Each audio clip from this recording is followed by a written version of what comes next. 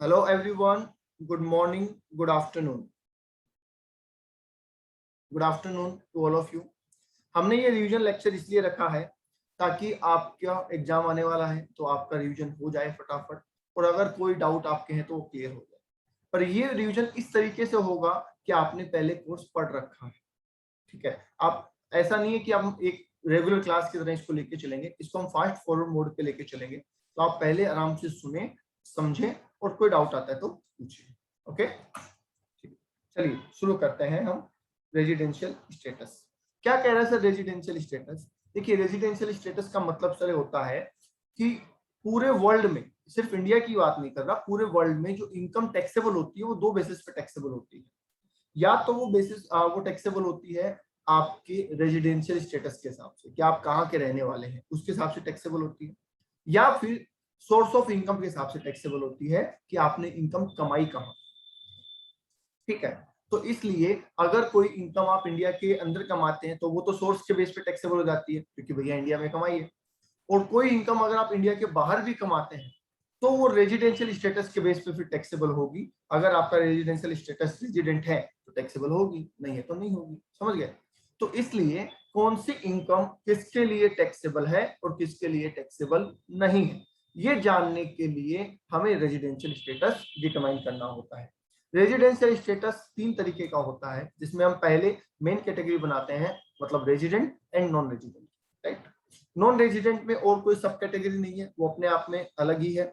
जबकि रेजिडेंट जो होता है उसमें दो कैटेगरी हो जाती है, एक ऑर्डिनरी रेजिडेंट, एक नॉन ऑर्डिनरी रेजिडेंट।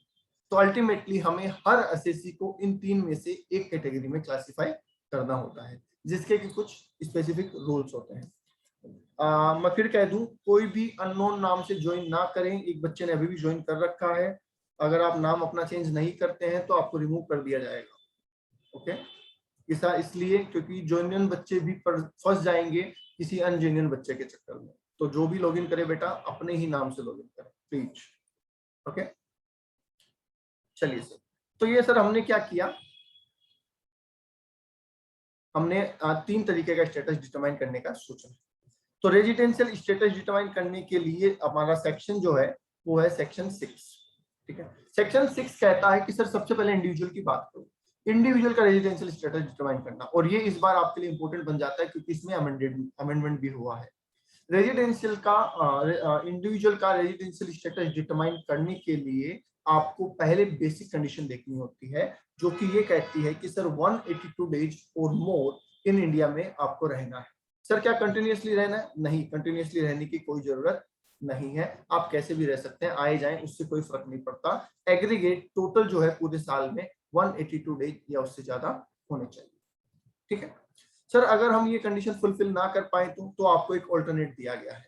क्या ऑल्टरनेट दिया गया है? 60 डेज इन प्रीवियस ईयर, कि प्रीवियस ईयर में 182 डेज रहने दो, 60 डेज ही रह लो कोई बात नहीं, और उसके पहले के 4 साल के अंदर 365 दिन आपको इंडिया में रहना है, ठीक है। तो चाहे आप ये ऑल्टरनेट सोल्व करें, कंप्लीट करें, और चाहे आप ये ऑल्टरनेट कंप्लीट करें, दोनों में से एक भी ऑल्टरनेट अगर आपने पूरा कर दिया है तो आपकी बेसिक कंडीशन फुलफिल हो जाएगी, ठीक है। सर ये तो वही है जो पहले पढ़ा था, इसमें चेंज क्या है? तो सुनिए चेंज क्या है।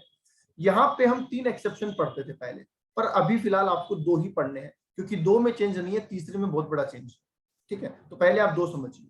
हमने कहा कि सर अगर कोई इंडिया से बाहर जा रहा है जॉब करने के लिए तो उस पर ये ऑल्टरनेट अप्लीकेबल नहीं होगा, राइट। कोई इंडियन शिप का क्रू मेंबर है उसके ऊपर भी ये अल्टरनेटिव अप्लीकेबल नहीं होगा। इसका मतलब कि अगर मैं इन दोनों में से कोई हूं तो मेरे लिए सिर्फ एक ही कंडीशन है, वो है 182 डेज या उससे ज्यादा इंडिया में रहना। मेरे लिए ये वाला अल्टरनेट काम नहीं करेगा, राइट। ओके, फिर आ जाइए सर आगे। आगे क्या बोला गया है वो सुनिए। अगर मैं सर बेसिक कंडीशन फुलफिल कर देता हूं तो इससे क्या होगा? तो देखो, अगर आप बेसिक कंडीशन फुलफिल कर देते हैं, अगर आप बेसिक कंडीशन फुलफिल कर देते हैं तो आप बन जाते हैं रेजिडेंट, राइट। और अगर आप बेसिक कंडीशन फुलफिल नहीं करते हैं तो आप बन जाते हैं नॉन रेजिडेंट। क्या बन जाते हैं? सीधे नॉन रेजिडेंट बन जाते हैं। समझ गए? तो इसका इंपॉर्टेंस क्या है कि सर अगर ये कंप्लीट हुई तो रेजिडेंट, ठीक है, और अगर ये कंप्लीट नहीं हुई तो सीधा नॉन रेजिडेंट। समझ गए? तो ये इसका सर सबसे बड़ा बेनिफिट। ओके, आगे आइए सर। सर नॉन रेजिडेंट अगर हम हो गए तब तो किस्सा खत्म। सर अगर रेजिडेंट हो गए तो ऑर्डिनरी और नॉन ऑर्डिनरी वाला क्या कंसेप्ट है वो भी बता दो। तो देखिए इसके लिए दो एडिशनल कंडीशन रखी गई है, और एडिशनल कंडीशन क्या कहती है कि आप पिछले 10 साल में 2 बार रेजिडेंट होने चाहिए। आप पिछले 10 साल में 2 बार रेजिडेंट होने चाहिए। ओके। और दूसरी कंडीशन कहती है कि पिछले 7 साल में 730 दिन आप इंडिया में होने चाहिए। ये दोनों कंडीशन पूरी होनी चाहिए, तब तो आप ऑर्डिनरी रेजिडेंट बन जाएंगे। और दोनों में से एक भी कंडीशन अगर फुलफिल होने से रह जाती है तो आप नॉन ऑर्डिनरी रेजिडेंट बन जाते हैं। तो अल्टीमेटली इन शॉर्ट हम ये कहेंगे कि अगर आपने बेसिक और दोनों एडिशनल कंडीशन फुलफिल कर दी है तो आप बन जाते हैं ऑर्डिनरी रेजिडेंट। अगर आपने बेसिक तो फुलफिल कर दी पर एडिशनल नहीं कर पाए, एक नहीं कर पाए या दोनों नहीं कर पाए, तो आप बन जाते हैं नॉन ऑर्डिनरी रेजिडेंट। और अगर आप बेसिक ही नहीं कर पाए तो आप सीधे सीधे नॉन रेजिडेंट बन जाते हैं। यहां तक कोई डाउट किसी के है तो बोल दो। ये किसी ने डेल नाम से ज्वाइन कर रखा है, अपने नाम से ज्वाइन कर लो भैया, अपने नाम से ज्वाइन कर लो।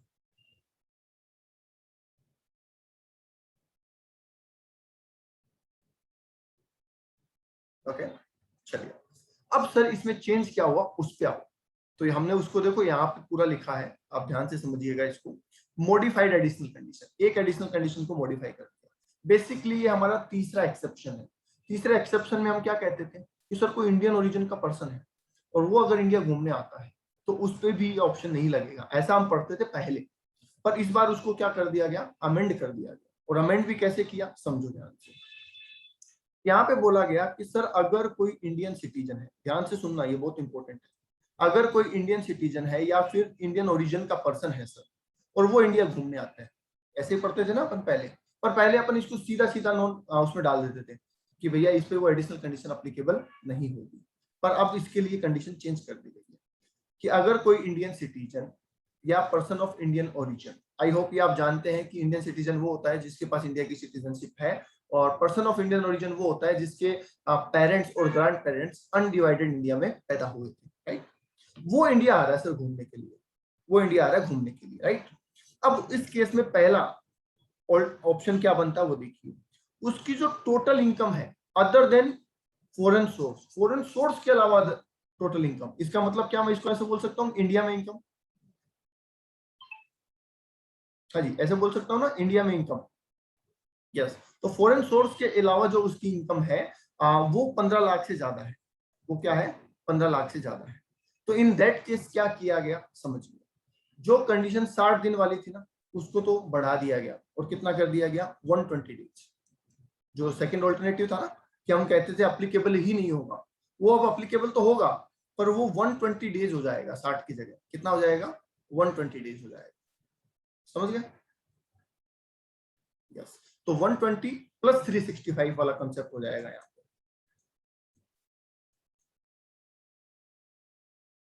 ठीक है, ओके।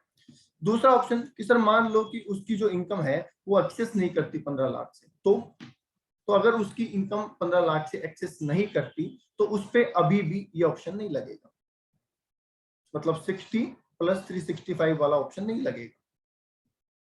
समझ गए। तो कहने का मतलब पहले सीधा सीधा ये कहते थे कि इंडियन ओरिजिन का पर्सन इंडिया घूमने आ रहा है तो उस पर कंडीशन ही नहीं लगेगी।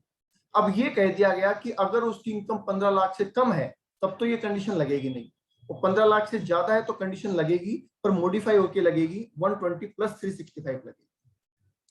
समझ गए, बोलिए क्लियर है।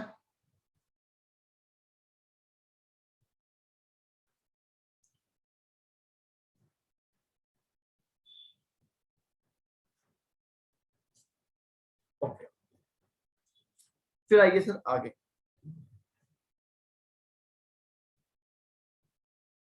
ठीक है, अच्छा इस कंडीशन के साथ जो आता है, इस कंडीशन के साथ जो आता है उसको एनओआर बनाया जाता है, ओआर नहीं बनाया जाता, उसको एनओआर बनाया जाता है। ये बात भी आप ध्यान रखिएगा, सीधा एनओआर बना दिया जाता है उसको, राइट। क्योंकि बेसिक तो उसकी हो गई पूरी, तभी तो वो इस कैटेगरी में आ रहा है, और होते ही उसको एनओआर ही बनाया जा सकता है, उसको ओआर नहीं बनाया जाएगा। ठीक है, ओके। अब ये भी एक इंपॉर्टेंट अमेंडमेंट है, इसको भी देखो। बहुत इन्होंने क्या कहा, ये बहुत मजेदार प्रोविजन है, ध्यान से सुनिए। an individual shall be deemed to be the resident if the following condition are satisfied. अगर कोई इंडिया का सिटीजन है, सर यहाँ पे इंडियन ओरिजिन नहीं बोला गया है, यहाँ इंडियन सिटीजन ही बोला गया है, ध्यान से सुनिएगा। अगर कोई सिटीजन ऑफ इंडिया है और उसकी जो टोटल इनकम है इंडिया की वो 15 लाख से ज्यादा है, ऊपर वाला आदमी हो गया, ठीक है, पर वो he is not satisfying any of the basic condition, वो बेसिक कंडीशन सेटिस्फाइड नहीं करता, अभी भी वो बेसिक कंडीशन सेटिस्फाइड नहीं करता है कोई भी कंडीशन, ठीक है, और वो किसी भी कंट्री में टैक्सेबल नहीं है, तो उसको इंडिया में एनओआर बना दिया जाएगा। दोबारा सुनिए इस पॉइंट को। इन्होंने कहा कि आप इंडियन सिटीजन हो, आपने कहा हाँ सर इंडियन सिटीजन है। ये कहते हैं कि आप इंडिया में 15 लाख से ज्यादा कमाते हो, आपने कहा हाँ सर कमाते हैं।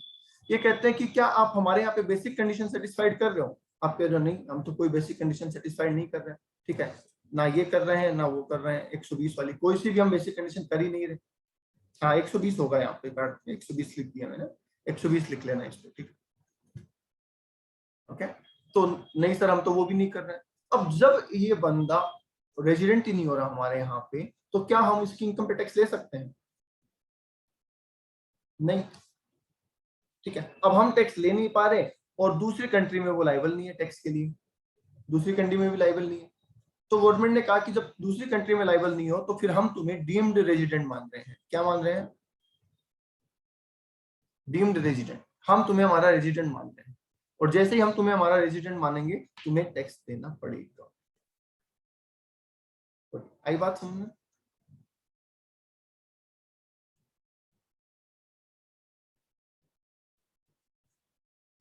ठीक है, आप इंडियन सिटीजन हैं, आप इनकम कमा रहे हैं, पर आप रेजिडेंट नहीं बन पा रहे क्योंकि आपने कोई भी बेसिक कंडीशन सेटिस्फाइड नहीं करी है, और क्योंकि आप रेजिडेंट नहीं बन पा रहे इसलिए आप उस पर टैक्सेबल नहीं हो रहे इंडिया में, साथ ही साथ आप फॉरेन में भी कहीं पे भी टैक्सेबल नहीं है उस इनकम को लेकर, ठीक है। तो फिर गवर्नमेंट ने कहा कि अगर ऐसा हुआ तो हम आपको इंडिया में डीम्ड रेजिडेंट मान लेंगे, और डीम्ड रेजिडेंट मानने पे आपको क्या करना पड़ेगा, इंडिया में टैक्स देना पड़ेगा। ओके, आगे जाइए। ये हम बता चुके हैं कि सर बेसिक पूरी हुई तो रेजिडेंट, नहीं हुई तो नॉन रेजिडेंट, एडिशनल पूरी हुई तो ओआर, नहीं हुई तो एनओआर। एचयूएफ के रेजिडेंशियल स्टेटस में कोई चेंज नहीं है। बेसिक कंडीशन हमारी होती है कि कंट्रोल मैनेजमेंट इंडिया में होना चाहिए, चाहे थोड़ा सा भी हो चाहे पूरा हो। थोड़ा सा भी अगर कंट्रोल एंड मैनेजमेंट इंडिया में है तो आपकी बेसिक कंडीशन तो फुलफिल हो जाती है, पर अगर आपकी बेसिक कंडीशन फुलफिल हुई तो सर क्या होगा? तो अगर फुलफिल हुई तो सेम ट्रीटमेंट है, आप बन जाओगे रेजिडेंट, और अगर नहीं हुई तो आप बन जाओगे नॉन रेजिडेंट। ये तो सेम ट्रीटमेंट हो गया। फिर अगेन इसमें एडिशनल कंडीशन देख लीजिए। एडिशनल कंडीशन क्या कहती है? एडिशनल कंडीशन कहती है कि 10 साल में 2 बार रेजिडेंट होना और 7 साल में 730 दिन रहना। अब सर रहने वाला काम तो एचयूएफ तो कैसे करेगा, तो इसलिए ये कंडीशन फुलफिल किसको करनी होती है? कर्ता को करनी होती है। मतलब सर एचयूएफ का तो हम क्या देखेंगे? कंट्रोल एंड मैनेजमेंट देखेंगे, उससे तो हमारी बेसिक कंडीशन का लेना देना है। वो अगर फुलफिल होगी तो फिर हम कर्ता की जानकारी लेंगे। क्या कर्ता 10 साल में 2 बार रेजिडेंट है?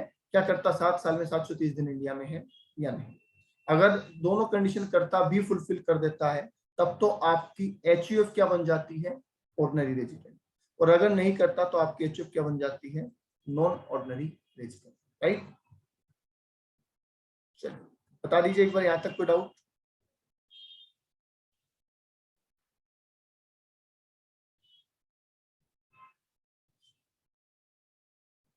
नहीं है, चलो नेक्स्ट आएगी सर एओपी, बीओआई और फॉर्म। देखो एओपी, बीओआई और फॉर्म तीनों में सेम सिस्टम है। सेम सिस्टम क्यों है? क्योंकि सर तीनों में मेंबर होते हैं, मेंबर या पार्टनर होते हैं, जो कि फ्री एंट्री और फ्री एग्जिट में होते हैं, कभी भी आ सकते हैं कभी भी जा सकते हैं, इसलिए तीनों का जो रखा गया है वो सेम रखा गया है। अब यहाँ पे किसी पर्टिकुलर पार्टनर के डेज काउंट करने का तो लॉजिक ही नहीं है, क्योंकि सर वो तो अभी आज है पार्टनर, कल नहीं है, तो इसलिए यहाँ पे ऑर्डिनरी और नॉन ऑर्डिनरी का कंसेप्ट खत्म हो गया। तो एक ट्रिक आप लिख लें, आप ध्यान रखें कि जहां पे भी किसी पर्सन के रहने या ना रहने का सवाल नहीं होता वहां पे ऑर्डिनरी और नॉन ऑर्डिनरी का कंसेप्ट खत्म हो जाता है, ठीक है। तो जहां पे रहने का सवाल खत्म वहां पे ऑर्डिनरी नॉन ऑर्डिनरी भी खत्म, राइट। ओके, अब सर एओपी बीओआई में किसी से मतलब नहीं है, हमें तो सिर्फ फॉर्म से मतलब है, जो आपका एओपी है, बीओआई है, उससे मतलब है, पार्टनर वगैरह से मतलब नहीं है। तो इसलिए यहाँ पे सीधी एक ही कंडीशन है कि कंट्रोल और मैनेजमेंट अगर पूरा या थोड़ा सा भी इंडिया में है, तब तो आपकी एओपी, बीओआई और फर्म क्या है, रेजिडेंट है। और अगर पूरा का पूरा ही इंडिया से बाहर है तो वो नॉन रेजिडेंट है। ठीक है, चलिए आगे आ जाइए सर। कंपनी के असेसमेंट की बात कर लेते हैं। सर कंपनी का जो रेजिडेंशियल स्टेटस होता है, उसमें पहली बात तो ये आप ध्यान रखिए कि इंडिया में कंपनी को दो ही कैटेगरी में बांटा गया है for the purpose of income tax. Law में तो आप बहुत पढ़ते हैं, लॉ में तो आप private, public, listed, unlisted, 1% company, small company, ऐसे बहुत सारे टाइप ऑफ कंपनी पढ़ते हैं। पर इनकम टैक्स में सिर्फ दो ही कैटेगरी बनाई गई है, एक होती है इंडियन कंपनी, एक होती है फॉरेन कंपनी। इंडियन कंपनी को डोमेस्टिक कंपनी भी बोलते हैं। तो इंडियन कंपनी हमेशा रेजिडेंट होगी, इंडियन कंपनी ऑलवेज क्या होगी, रेजिडेंट ही होगी। जबकि फॉरेन कंपनी जो है वो डिपेंड करेगा कि उसका पॉइंट कहाँ है। पॉइंट का मतलब प्लेस ऑफ इफेक्टिव मैनेजमेंट, कि भैया रजिस्टर्ड तो इंडिया से बाहर है, पर काम कहाँ करती है, डिसीजन कहाँ होते हैं। आपके तो सर डिसीजन इंडिया में होते हैं, इंडिया में होते हैं तो रेजिडेंट है, इंडिया से बाहर होते हैं तो नॉन रेजिडेंट है। समझ गए?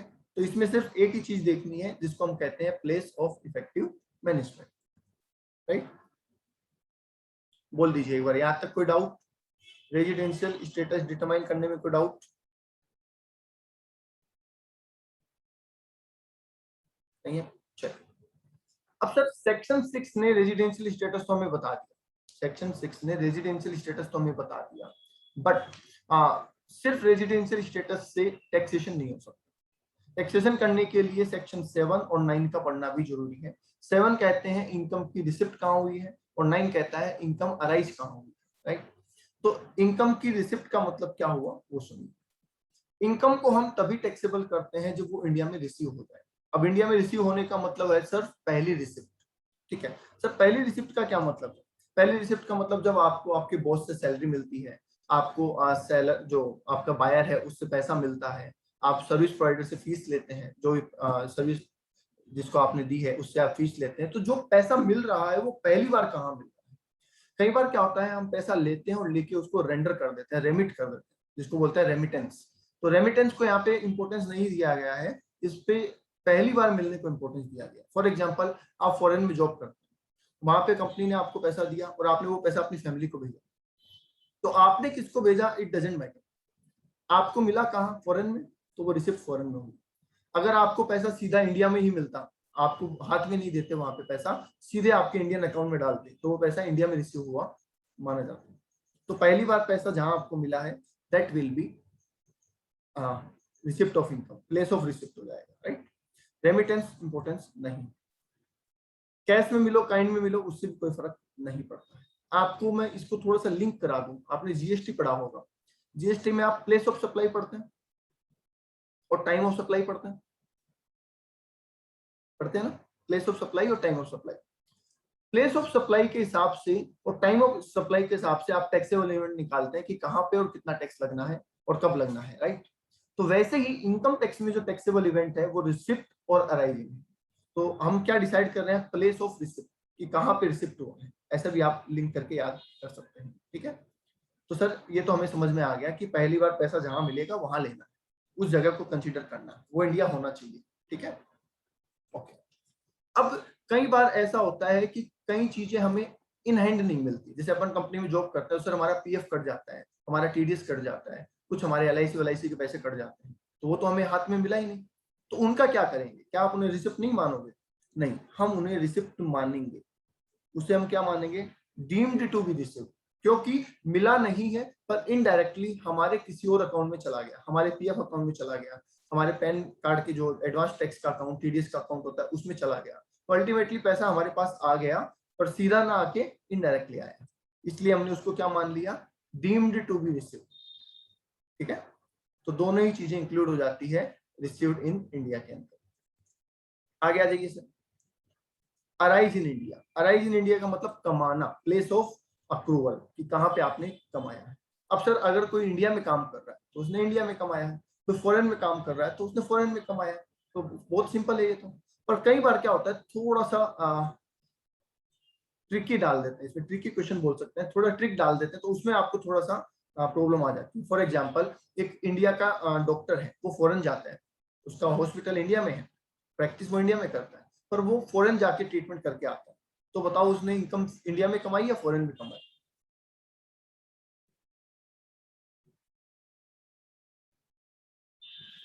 बोलिए, इंडिया में कमाई या फॉरेन में कमाई?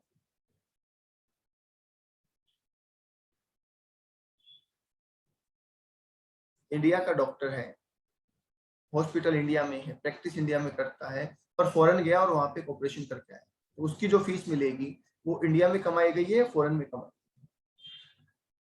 जी, फॉरेन में कमाई गई है सर, ठीक है, क्योंकि सर्विस वहां पे दी गई है। अब ये बताइए कि इंडिया का एक बिजनेसमैन है, उसका इंडिया में फैक्ट्री लगा हुआ है, वो विदेश माल भेजता है, जैसे चाइना भी माल भेजता है, जापान भी माल भेजता है, तो वो जो चाइना और जापान माल भेज रहा है, उस पे इनकम उसने कहाँ कमाई? इंडिया में या चाइना जापान में? इंडिया में कमाई, क्योंकि यहाँ पे वो कंडक्ट कहाँ से कर रहा है? इंडिया से कर रहा है। एक्सपोर्ट करने से ऐसा नहीं हो जाता कि हमारी फॉरेन इनकम हो जाए, समझ गए? ओके, तो वो जगह आपको डिसाइड करनी होती है। जॉब के केस में जहां हम जॉब करते हैं, घर के केस में जहां घर सिचुएटेड होता है, जहाँ पे घर की लोकेशन होती है, ठीक है, मेरा फॉरेन में घर है, मैंने यहाँ बैठे बैठे किसी को रेंट पे दे दिया, तो यहाँ दिया उससे फर्क नहीं पड़ता, घर कहाँ है? फॉरेन में है, तो इनकम कहाँ पे होगी? फॉरेन में होगी, राइट? तो ये सारी बातें मैंने आपको रेगुलर क्लास में डिटेल में बताई। तो हमें प्लेस ऑफ अक्रूवल डिसाइड कर लेना है। अब सर कई बार ऐसा होता है कि अपॉइंटमेंट, हमें जॉब तो इंडिया ने ही दी है, हमारे मान लीजिए इंडियन गवर्नमेंट ने हमें जॉब दी है, ठीक है, और इंडियन गवर्नमेंट ने कहा कि तुमको काम इंडिया में नहीं करना, काम तुमको बाहर जाके करना है। मैंने कहा ठीक है सर, पोस्टिंग दे दो, आप वहां दे दो। तो यहाँ पे कॉन्फ्लिक्ट आ जाता है कि सर मैंने काम तो फॉरेन में किया है, इस हिसाब से तो फॉरेन में होनी चाहिए, पर मेरा बॉस जो है, मेरा एम्प्लॉयर जो है, वो तो इंडिया का है, समझ गया? तो इस केस में deemed to be accrued in India माना जाएगा, ठीक है, क्योंकि वैसे लॉजिकली तो वहां मिल रही है, तो सीधा तो हम कह नहीं सकते कि मिल ही इंडिया में रही है या कमाई इंडिया में रही है, तो बोल नहीं सकते, तो इसको बोला गया डीम्ड लगा देते हैं, चलो माना गया कि ये इंडिया में कमाई जा रही है। ओके, बोल दीजिए यहां तक कोई डाउट किसी को?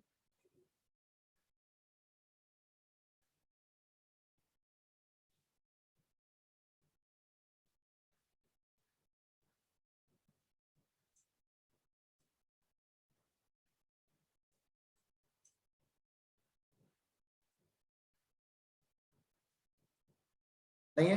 चलिए, अब सर इन तीनों चीजों को मिक्स करने का टाइम आ गया। मिक्स करने का मतलब आपका रेजिडेंशियल स्टेटस, आपने इनकम कहाँ कमाई, आपको इनकम कहाँ मिली, इन तीनों बातों को मिक्स करेंगे, तब जाके हमें पता चलेगा कि कौन सी इनकम आपके लिए टैक्सेबल है और कौन सी इनकम आपके लिए टैक्सेबल नहीं है।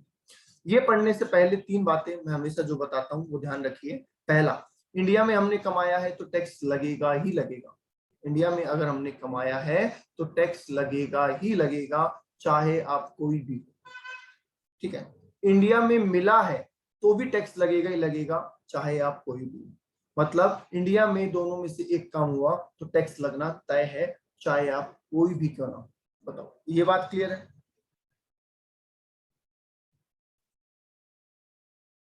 जी, तो ये देखिए, इससे आपके ये दोनों पॉइंट सोल्व हो जाएंगे। रिसीव्ड और deem to be received in India, मतलब इंडिया में मिला, कमाया बाहर, मिला इंडिया में, तो कोई बात नहीं। कमाया भी इंडिया में और मिला भी इंडिया में, तो भी कोई बात नहीं। मिल गया ना, तो मिल गया तो टैक्स लगा दो। यही बात समझ में? यहाँ पे क्या मैटर करता है? मिलना। तो मिल गया तो टैक्स लगा दो, चाहे फिर आप कौन हो, कहाँ हो, उससे मतलब कोई फर्क नहीं पड़ता। आप रेजिडेंट हो, आप नॉन रेजिडेंट हो, आप नॉन ऑर्डिनरी रेजिडेंट हो, उससे कोई फर्क नहीं पड़ने वाला है। अगर आपने इंडिया में कमाया है, इंडिया में मिला है, तो टैक्स देना ही पड़ेगा। ओके। दूसरा, इनकम अक्रू और deem to be accrue in India, मतलब सर इंडिया में कमाया या कमाया हुआ माना गया, ठीक है।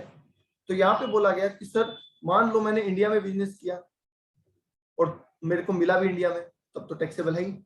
मैंने इंडिया में बिजनेस किया पर पैसा बाहर मिला, तो हम कहते हैं देखो ही मत, मिला कहाँ, अब ये देखो ही मत। पहला पॉइंट क्या कह रहा था कि बिजनेस इंडिया में है, जैसे ही बिजनेस इंडिया में, क्या अराइज इन इंडिया हो गया, अक्रू इन इंडिया हो गया,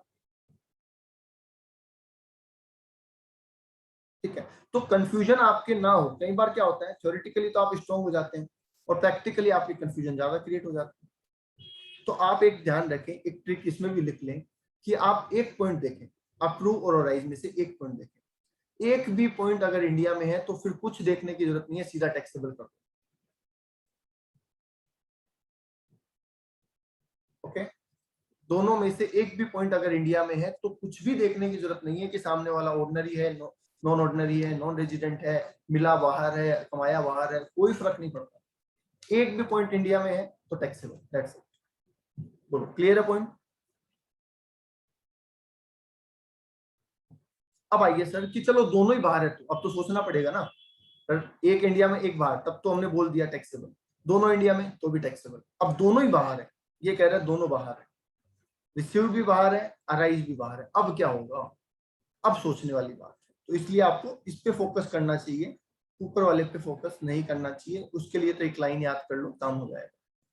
इसमें क्या बोला गया है सर? इसमें दो सब पॉइंट बनाए जाते हैं। पहला सब पॉइंट बनाया जाता है कि दोनों काम बाहर है, मिला भी बाहर, कमाया भी बाहर, और जो बिजनेस है वो इंडिया से कंट्रोल होता है। ध्यान रहे, बिजनेस। तो इसका मतलब ये पॉइंट सिर्फ और सिर्फ किसके लिए है?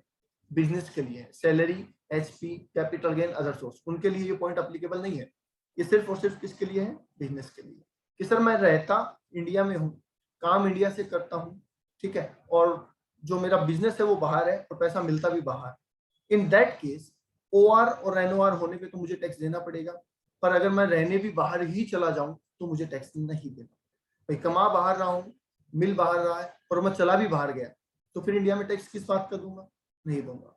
हाँ, इंडिया में रेजिडेंट हूं तो मुझे इंडिया में टैक्स देना पड़ेगा। बोलिए, आगे बात समझ में?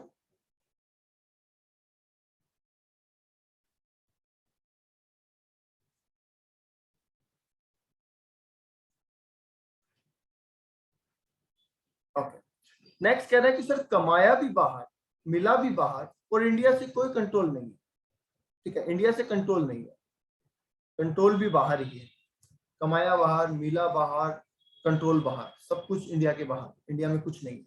पर सिर्फ एक चीज है, वो है आपका रेजिडेंशियल स्टेटस। आप इंडिया के रेजिडेंट हो, तो इन दैट केस आप इंडिया के रेजिडेंट हो ना, तो फिर आपको इंडिया में टैक्स देना पड़ेगा। क्योंकि भैया रेजिडेंट हो तो फायदा उठा रहे हो इंडिया का, तो फायदा उठा रहे हो तो टैक्स तो देना पड़ेगा। ओके,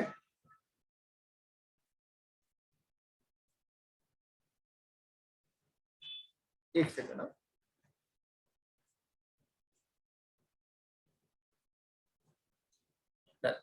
आगे आ जाइए सर, बोलिए इस टेबल में कोई डाउट? ये टेबल बहुत इंपॉर्टेंट है।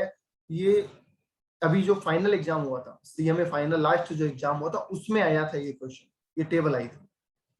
सोचिए आप तो कितना इंपॉर्टेंट है। तो मोस्ट इंपॉर्टेंट लगा लीजिए, और ये टेबल आपको पूरी याद होनी चाहिए। इसके दो तीन क्वेश्चन जरूर से प्रैक्टिस कर लेना।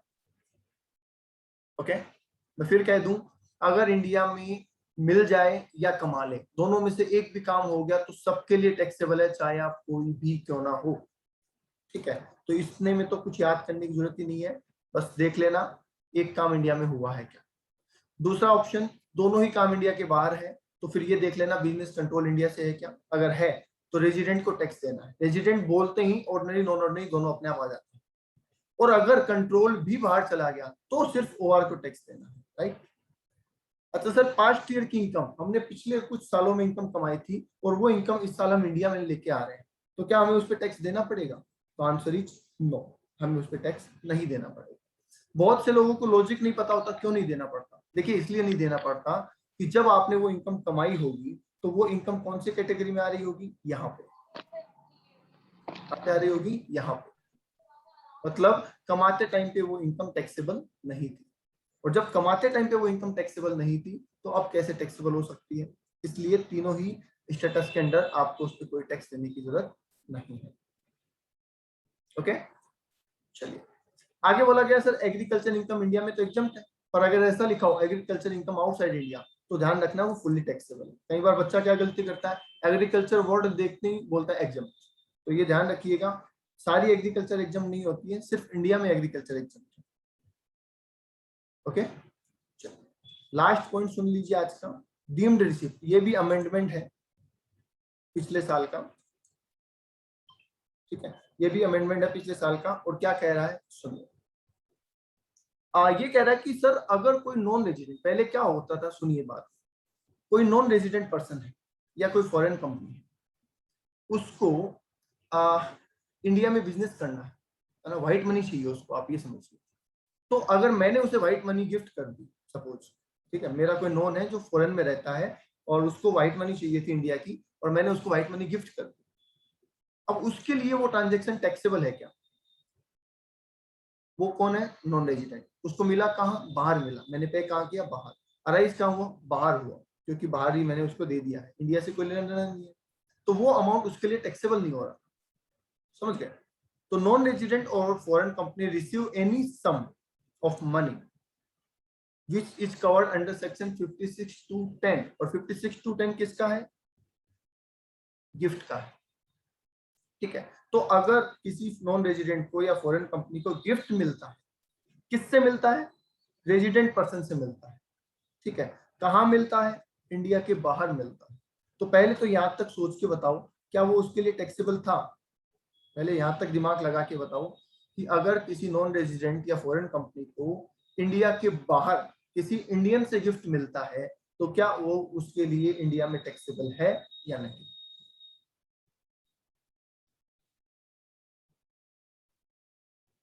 बोलिए।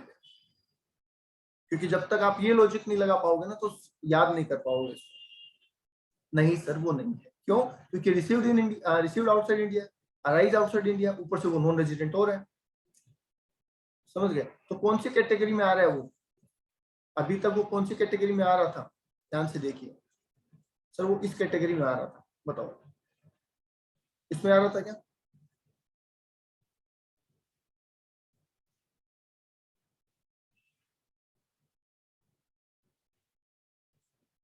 हाँ जी, इसमें आ रहा था, इसलिए उसका कोई टैक्सेशन नहीं हो रहा था। गवर्नमेंट ने कहा ये तो बेवकूफी है, ऐसे तो नॉन रेजिडेंट जो भी है लोग वो तो आराम से कमा लेंगे पैसा। ठीक है, या हो सकता है आपका स्टेटस किसी साल नॉन रेजिडेंट हो गया तो आप भी ले लेंगे व्हाइट मनी। तो उसको रोकने के लिए उन्होंने क्या किया? अमेंडमेंट किया। कब से? 5 जुलाई 2019 से।